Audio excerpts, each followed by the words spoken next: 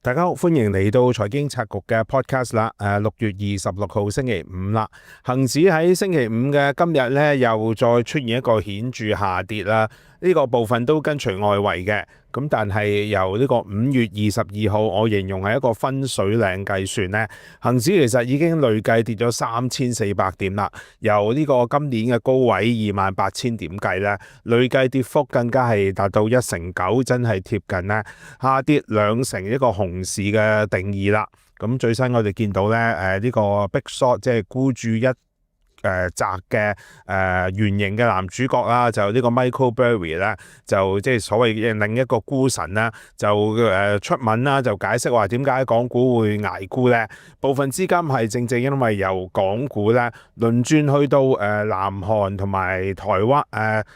台灣咧呢啲有新興 AI 概念嘅股市，咁其實如果有跟開呢個頻道咧，都唔使去講啦。相信大家都知道咧，我哋呢段期間或者我同阿 Simon 喺追光者咧，都不斷係分享呢個咁嘅資產輪轉嘅狀況。而暫時嚟睇咧，雖然可能跌到呢個所謂黃金比率0.68，可能會有一啲反彈嘅，咁但係似乎未來一段時間咧捱沽嘅狀況咧唔會咁容易出現轉變㗎。作為投資者咧，自己要好好審慎。今日想繼續跟進咧，星期三我出咗一條片啦，話部分嘅銀主開始辣手啦，包括呢個世茂喺東涌嘅雙酒店都變成銀主盤啦。咁但係有朋友留言都話：喂，咁但係點解我哋見到咧有部分，譬如係Sogo 嘅母公司利福喺呢個死線前嘅幾個鐘，仍然都獲得銀行展期，即係延長嗰個貸款期。咁另外譬如係新世界、麗新啦，亦都係未死得喎，銀行都願意救，咁你係咪即係會錯判咗個形勢咧？事實上有部分嘅大發展商係的確喺今次呢個貸款嘅問題上咧，似乎唔係全部死晒嘅。我哋見死咗嘅，譬如世茂，另外一啲譬如係小型嘅樂豐，以至係路徑嘅前主席單偉豹，佢哋好多項目都變成咧被銀主沒收啦。呢個背後都係反映咗銀行本身咧唔希望嗰個壞賬繼續惡化，但係同一時間咧就係頭先講嘅麗新世界、Sogo 亦都出現咗咧係獲得拯救嘅狀況。咁點解銀行要救呢幾間呢？其實真係唔係仁慈啊，而係一個政治嘅排序。商業房地產爆煲，表面上係一個市場問題，但係而家越嚟越似咧係一個選擇性嘅救援。呢個背後既有銀行嘅取態，亦都有金管局以至係特區政府對呢啲所謂大孖沙係咪會引發政治震盪呢？我形容佢哋有咁嘅選擇。今集同大家拆解一下。我哋見到咧，同樣都係高槓桿，同樣都係商業物業嘅承受壓力，同樣都要面對再融資壓力啦。有啲發展商咧係被銀行即時接管，變成咗大型嘅銀主盤；有啲財團咧就可以係再融資，甚至獲得大型銀團嘅續命。問題唔係銀行係突然間對呢啲人咧係有情有義啊，而係佢哋呢啲銀行好清楚咧，邊啲債仔可以係追到佢破產清盤，但係有邊啲債仔咧唔能夠令佢大到不能倒。呢個正係今日香港商業房地產市場咧最吊詭嘅一個地方。一方面咧係見到銀行對中小發展商唔再手軟啦，樂豐旗下嘅物業被東亞恒生接管，世茂嘅東涌酒店被匯豐中銀香港牽頭嘅財團係接管放售，而且仲係大幅劈價添，銀主盤一宗接一宗出現。咁但係另一方面，我哋見到咧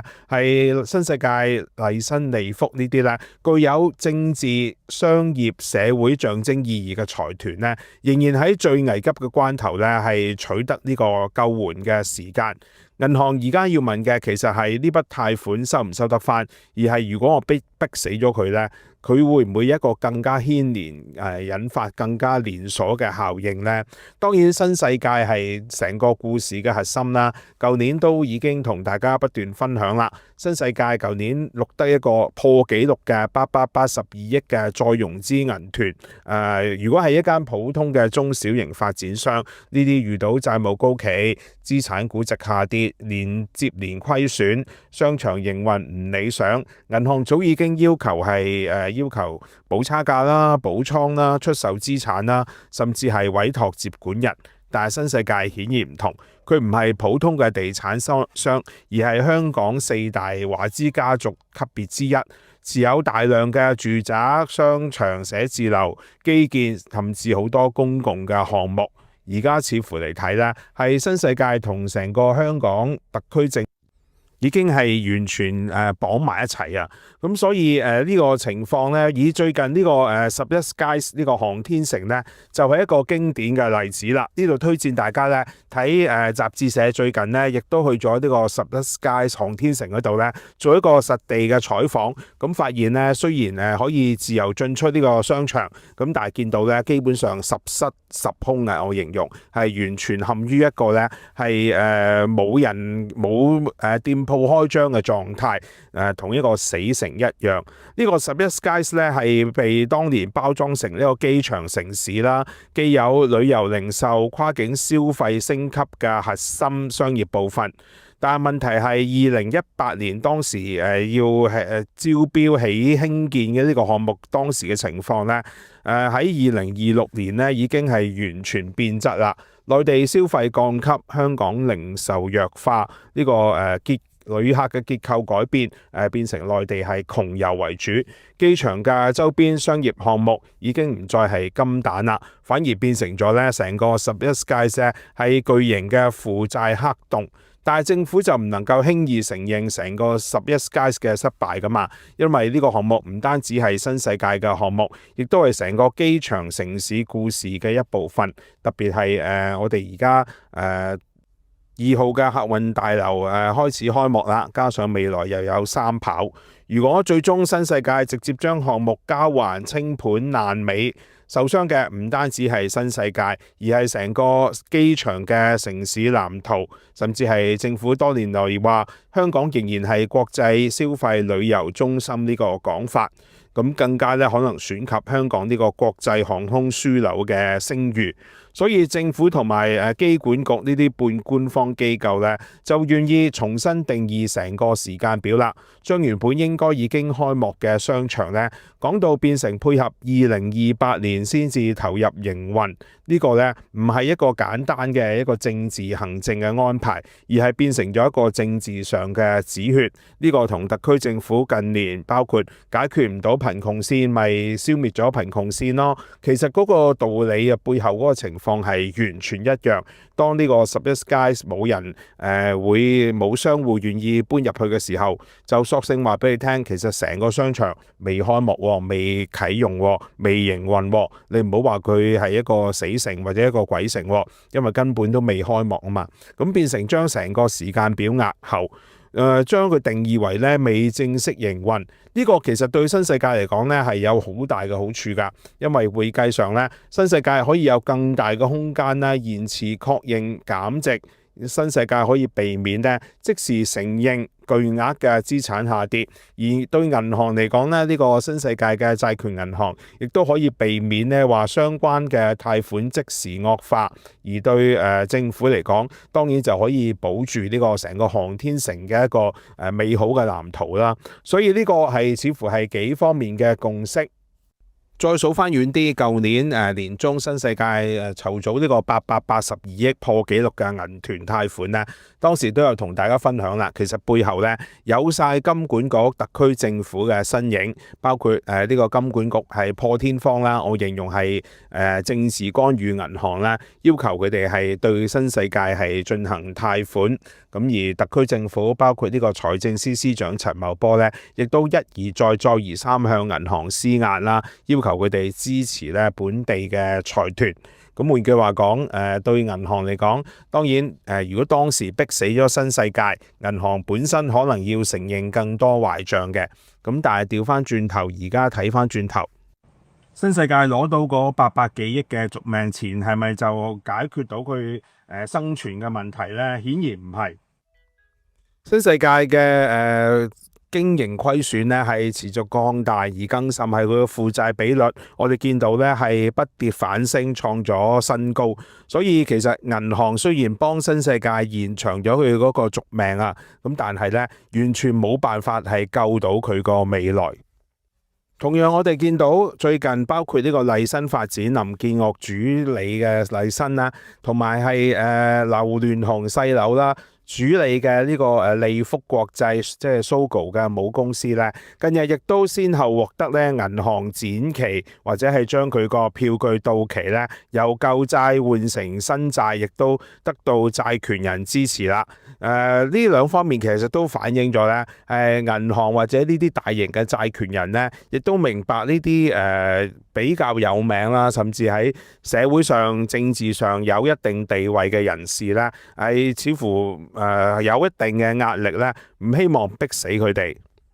譬如以利福嚟為例，雖然佢嘅規模經營嗰個資產值唔算大，但係 Sogo 喺銅鑼灣一個旗艦店係香港零售嘅地標，唔單止係普通嘅商場，更加係核心商業物業。如果一旦出現違約，最終被銀行接管，成個象徵意義咧，顯然係非常之大㗎。大家諗下，當年銅鑼灣 Sogo 都做唔住嘅時候，香港零售業仲有咩前景，仲有咩信心可言呢？因此咧，利福雖然喺再融資嘅過程入邊困難重重啊，但係仍然喺最後貸款期嘅最後前幾個鐘咧，係獲得咧近64億嘅融資。64億其實對利福國際嚟講唔係一個小數目㗎，而呢個銀行亦都繼續願意支持佢哋咧，呢個背後顯然諗到嘅或者係承受到嘅壓力咧係可想而知。大家諗下，銀行願意繼續咁樣貸款俾佢哋，但係其實個零售或者利福嘅經營狀況咧，唔見得係有好大嘅改善㗎。呢個唔單止係對零售市道話係有信心啊，而係成個 Sogo 個資產地位咧係有一定嘅特殊地位。咁加上咧有呢個社會象徵意義咧，先至令到呢啲銀行同債權人咧願意咧係捱多一程。我想講嘅係講咁多啦，就係其實今日香港銀行收數咧，已經唔係單純按一個財務報表排隊啊，而係一張政治嘅地圖。第一類必須要救或者唔能夠即時爆嘅企業，就好似新世界呢啲大型嘅本地財團，涉及咧大量嘅公共項目、政府發展嘅藍圖，以至咧係大量嘅銀行借貸。第二類可以有條件續命嘅，麗新、利福呢啲係有抵押品，亦都有時間價值嘅一啲老牌財團，亦都本身咧係有一定嘅政治地位啦。林建岳仍然都係香港旅發局嘅主席。咁而排到最後就係一啲可以犧牲嘅對象啦，一啲中小型嘅發展商、內房背景嘅項目、非核心嘅商廈、成交能力弱嘅酒店同埋工廈，呢啲係絕對可以犧牲㗎。所以銀行唔係唔識得計風險，而係佢哋太識啦。所以知道咧，如果所有債仔都一視同仁，全部逼倉逼爆咗佢哋咧，成個商業房地產市場只會係更加雪崩，而且咧亦都損及咧係佢哋銀行同埋特區政府金管局背後嗰個關係，所以係一個控制損失嘅狀況。咁但係問題係夠大唔夠細，係容易製造成呢個所謂道德風險啦。呢度都唔止同大家即係一次過分享啦。當呢啲財團知道自己大到不能倒嘅時候，未來到底點樣去改善營運，或者係點樣諗辦法去幫銀行還錢呢？佢哋嗰個諗法就會變成你今日就算我個經營狀況再差，你第二日都要救我，你救得一日，未來你都要繼續救嘅，意味住我係大到不能倒。但係實際上大家知啦，即係延遲呢個清算唔等於係解決到問題啊嘛。如果成個商業房地產嘅市場租值、價值、空置率同埋資產價格咧冇辦法改善。呢個新世界攞到800幾億3年嘅貸款期，3年後佢仍然都要還錢㗎。到時銀行要面對嘅可能已經唔係單一債仔爆煲，而係成個商業房地產市場咧嚟一次總嘅清算。今集時間講到呢度啦，希望大家中意我分享嘅內容啦。未訂閱嘅朋友可以 like 同 subscribe 呢個 channel。